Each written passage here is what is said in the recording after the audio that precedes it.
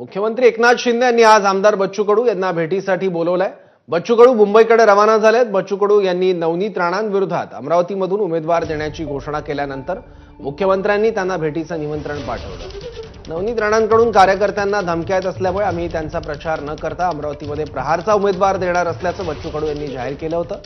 त्यामुळे मुख्यमंत्र्यांच्या मध्यस्थीनंतर बच्चू कडू आणि आमदार रवी राणा यांच्यातील वाद संपुष्टात येणार का हे बघावं लागेल। आणखी माहिती घेऊया, आपला प्रतिनिधी प्रणय निर्माण आता आपल्या सोबत आहे। प्रणय, नक्की सौरभ, आपल्याला माहितीच आहे की आमदार बच्चू कडू यांनी 2 दिवसापूर्वीच भूमिका घेतली होती की अमरावती लोकसभेमध्ये प्रहारचा उमेदवार राहणार आहे आणि आम्हाला एक चांगला उमेदवार मिळालेला आहे जो 1.5 लाख मतांनी निवडून येईल असा दावा आमदार बच्चू कडूंनी केलेला आहे।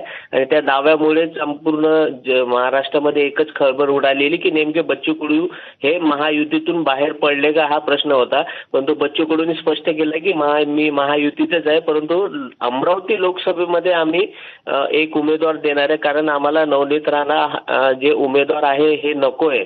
आणि दुसरी एक त्यांनी स्पष्ट भूमिका घेतलेली आहे की महायुतीमध्ये जरी आम्ही असलो मात्र आमदार रवी राणा यांची जी भाषा आहे ती आमच्या कार्यकर्त्यांना पटलेली नाही, कारण ते धमकवत आहे असा आरोप केला।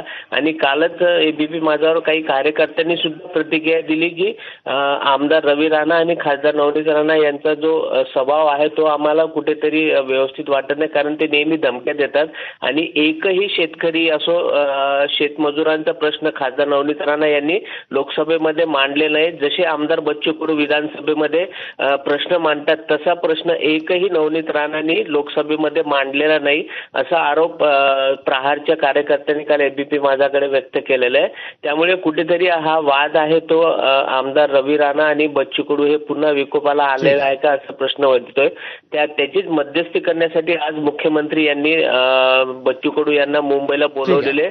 आज त्यांच्यासोबत बैठक होईल आणि नंतर भूमिका काय घेणार बच्चू कडू हे आता पाहावं लागेल। ठीक आहे प्रणय, धन्यवाद या माहितीबद्दल।